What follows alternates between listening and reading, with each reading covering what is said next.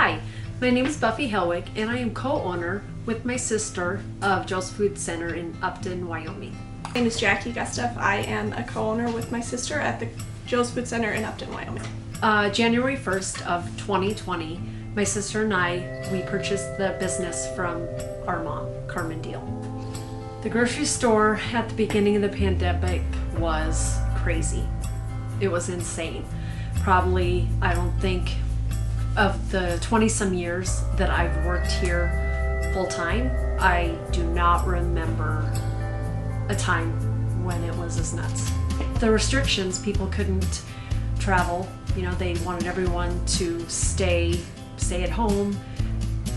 They were not, they couldn't go out of town anymore, so we were their option of places to shop. And we tried to accommodate them as best as we could.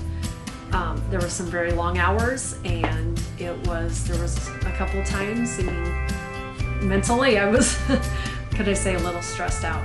Probably easily 60 hours we worked a week in order to keep our doors open. We luckily have good employees that most of them were here, so we didn't have to be here 24 hours a day or all the hours that were open. Some of the things that we first did was to provide hours for people that felt that they were at risk, or the elderly, somebody that may be sick, so that they could be in here more by themselves than during the day when there were many people around.